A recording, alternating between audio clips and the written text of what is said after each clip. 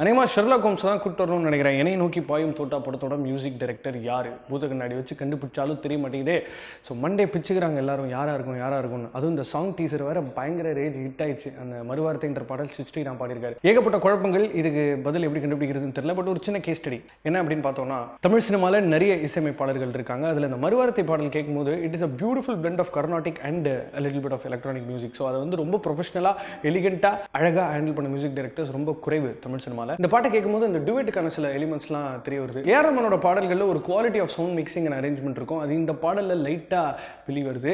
ஒருவேளை ஏஆர் ரஹ்மான் இசை புயல் ஏஆர் ரஹ்மான் தான் வந்து இந்த பாடலை இசையமைச்சிருக்காரா அப்படின்ற ஒரு கேள்வி வந்து பெருசாக வந்திருக்கு. ஏன்னா கௌதம் வாசுதேவ் மேனன் அண்ட் ஏஆர் ரஹ்மானோட ஃப்ரீக்வென்ட் கொலாபரேஷன்ஸ் உங்களுக்கும் தெரியும். ஏன்னா ஸ்ரீராம் இது வரைக்கும் ஏஆர் ரஹ்மான், அனிருத், லியோன் ஜேம்ஸ், சந்தோஷ் தயாநிதி இப்படின்னு ரொம்ப குறைவான சில இசையமைப்பாளர்களோட தான் வேலை பார்த்திருக்காரு. ஸோ அதனால இந்த பாடலை வந்து ஒன்று இந்த கம்போசர்ஸ்லாம் கம்போஸ் பண்ணியிருக்கணும், அப்படி இல்லைனா சித் ஸ்ரீராமே கம்போஸ் பண்ணுறதுக்கான வாய்ப்புகள் நிறைய இருக்கு. சித் ஸ்ரீராமோட யூடியூப் சேனலில் போய் நோண்டி பார்த்தா டேஞ்சர்னு ஒரு பாடல் பண்ணியிருக்காரு. அந்த பாட்டுக்கும் இந்த மறுவார்த்தை பாட்டுக்கும் நிறைய சிமிலாரிட்டிஸ் இருக்கு. சரி, ஓகே. ஆனால் அதுக்கு முன்னாடி சில டவுட்ஸ்லாம் இருக்கு. Leon James is part of a band call project YUJ. So அவங்க வந்து பயங்கர கர்நாடிக் ஃபியூஷனுக்கு பேர் போன பேண்ட். அது மட்டும் இல்லாமல் Leon James is also capable of mixing Carnatic and EDM at the right proportions. இன்னொரு பக்கம் அனிருத் உங்களுக்கே தெரியும், ஏற்கனவே சித் ஸ்ரீராமோட பயங்கரமான ஒரு ப்ரூவன் நம்பர் ஒன்று இருக்கு. ஸோ அதனால மேபி பிகாஸ் ஆஃப் தட் அப்படின்னு நம்ம நினச்சிக்கலாம். 1.5 நிமிஷம் தான் வேற இருக்கா, பெருசாக நம்மளால கண்டுபிடிக்கவும் முடியல.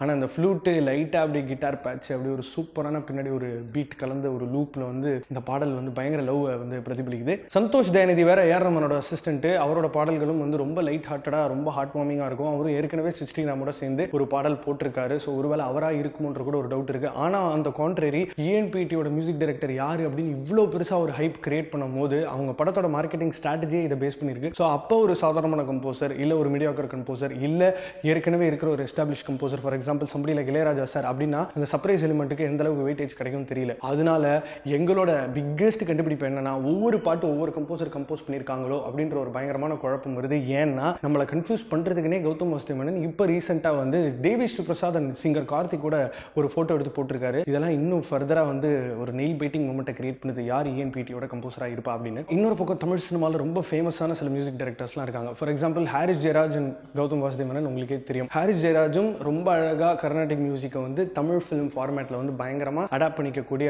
டேலண்ட் இருக்கிற ஒரு மியூசிஷியன் தான். சரி, அவராக இருக்குமா அப்படின்னு ஒரு டவுட் இருக்கு. ஆனால் அவர் ஜென்ரலாக இந்த மாதிரியான மெல்ஃப்ளஸ் சாங்ஸில் மெலடி சாங்ஸில் வந்து நிறைய சாக்ஸோஃபோன் பயன்படுத்துவார். ஃப்ளூட்டு மேலே பயங்கரமாக அவருக்கு லவ் இல்லை அப்படின்னு தான் சொல்லணும். ஸோ டெஃபினட்டாக எஸ்.ஏ. ராஜ்குமார், வித்யாசாகர் இவங்கெல்லாம் இருக்க வாய்ப்பு இல்லை. அப்புறம் சிற்பி அவர் வேற ஃபீல்ட் அவுட்டு. அதுக்கப்புறம் வேற யார் இருக்கா? தமன் இந்த மாதிரியான அரேஞ்ச்மெண்ட்டில் கம்போஸ் பண்ணாத ஒரு ஆள். விஜய் ஆண்டனி கொஞ்சம் கர்நாடிக் ஹேண்டில் பண்ணியிருக்காரு. வெயில் படத்தில் வந்து ஜிவி பிரகாஷ் போட்ட அந்த காதல் நெருப்பின் நடனம் அந்த பாடலும் இந்த பாடலும் நிறைய சிமிலாரிட்டி இருக்குது. ஸோ அதனால் ஒருவேளை ஜிவியாக இருக்குமோன்ற வேற ஒரு கேள்விக்குறி வருது. ஜிப்ரான் அவரையும் நம்ம ரைட் ஆஃப் பண்ணிட முடியாது. Extremely talented, light on ears, high on music composer. அவர் பயங்கர சிம்ஃபானிக்காக அவரால் அரேஞ்ச் பண்ண முடியும். ஸோ அவராக இருக்கலாம், இருக்க வாய்ப்பு இருக்குது. ஏன்னா அவரும் இந்த மாதிரியான சாங்ஸ் எல்லாம் ரொம்ப ஈஸியாக ட்ரீட் பண்ணுற ஒரு ஆள் தான். மெல்லினமைலாம் கேட்டிருக்கோமே, ஒருவேளை மணிசர்மாவாக இருக்குமோ அப்படின்னு பார்த்தா அவர் தமிழுக்கு வந்து ரொம்ப நாள் ஆச்சு. சி சத்யா அவரும் அப்பப்போ பயங்கரமாக சர்ப்ரைஸ் பண்ணார் எல்லாரையும். அசுரகுலம்னு ஒரு சூப்பர் ஆல்பம் போட்டிருக்காரு லாஸ்ட் இயர். ஸோ அவராக இருக்கலாம் அப்படின்னு பார்த்தா அவரோட மியூசிக் வந்து கொஞ்சம் ஓவர் பவரிங்காக தான் இருக்கும். ஏன் புதுசாக வந்த கே சுந்தரமூர்த்தி, நம்ம வெறும் கே இவங்களாம் இருக்கலாம் அப்படின்னு பார்த்தா அவங்களோட மியூசிக்கு ஒரு தனிப்பட்ட ஸ்டைல் இருக்கிறதுனால இந்த ட்ராக்கோட கோரிலேட் ஆகிறது கொஞ்சம் கம்மியாக தான் இருக்குது. சரி, டி இமான் எடுத்துப்போமே, அவர் வந்து ஸ்ட்ரிங் செஷன்ஸ்லேயே ஸ்கோர் பண்ணுற ஒரு ஆள். சரி, அவரோட மெலடியாக இருக்குமா அப்படின்னு பார்த்தா ரீசெண்டாக மீட் பண்ணோம், இல்லைன்னு சொல்லிட்டாரு. ஸ்ரீகாந்த் தேவாவா இருக்க வாய்ப்பே இல்லை. தேவா சாரும் சான்ஸே கிடையாது. ஏன்னா அவங்களோட treatment for a melody song is completely different. But who knows, யார் வேணா எப்போ வேணா நம்மளை சர்ப்ரைஸ் பண்ணலாம். ஏன் தனுஷ் கூட கம்போஸ் பண்ணியிருந்திருக்கலாம், இல்லை கௌதம் மேனனே கூட கம்போஸ் பண்ணியிருந்திருக்கலாம். திடீர்னு STR இருக்க முடியுமோ அப்படின்னு பார்த்தா அவர் ஏற்கனவே சக்கப்போடு போடுறாஜான்னு ஒரு படத்தில் கமிட் ஆயிட்டாரு. இதெல்லாம் ஓரம் தள்ளிட்டு ஒருவேளை ஜேம்ஸ் வசந்தனா இருக்குமோன்னு பார்த்தா அவர் இந்த மாதிரியான பாட்டுலாம் போட்டவர் தான். ரொம்ப அழகாக ஃபியூஷன் மியூசிக்கை ஹேண்டில் பண்ணக்கூடிய ஒரு கம்போசரும் கூட. சரி, நிவாஸ் கே பிரசன்னா தானே இந்த மாதிரி பாட்டுலாம் ரொம்ப ஈஸியாக போடுவார், ஒருவேளை அவராக இருக்குமோ அப்படின்னு பார்த்தா இன்னொரு பக்கம் ஜஸ்டின் பிரபாகரன் வேற இதே மாதிரி பாட்டு போட்டு நம்மளை கன்ஃபியூஸ் பண்ணுறாரு. ஒருவேளை DSP கம்போஸ் பண்ணியிருந்தா பாட்டோட ஸ்டார்டிங்கில் திஸ் இஸ் DSP அப்படின்னு சொல்லியிருந்திருப்பார். ஸோ கண்டிப்பாக DSP கிடையாது. பாலிவுட்டையும் சும்மா விட முடியாது. Shankar Ehsaan Loy, Pritam, Vishal Shekhar, these people are also extremely capable. ஏன்னா இவ்வளோ பில்டப் கொடுக்கும்போது டெஃபினட்டாக பேர் செம்ம வெயிட்டாக இருக்கணும். அது ஒன்று மட்டும் எனக்கு புரியுது.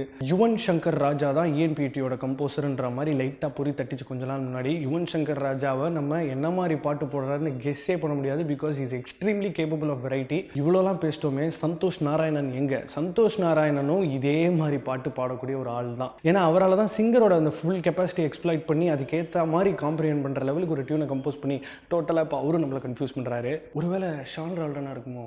சந்திரபோஸ் இறந்து போயிட்டாரு. தீனா மன்மதராசாவுக்கு அப்புறம் ஆளை காணோம். விஷால் சந்திரசேகர், எம்.எஸ். விஸ்வநாதன், எஸ்.ஜே. சூர்யா. கண்டுபிடிச்சிட்டேங்க. It is Adithyan, the composer of Ennai Nokki பாயும் தோட்டா.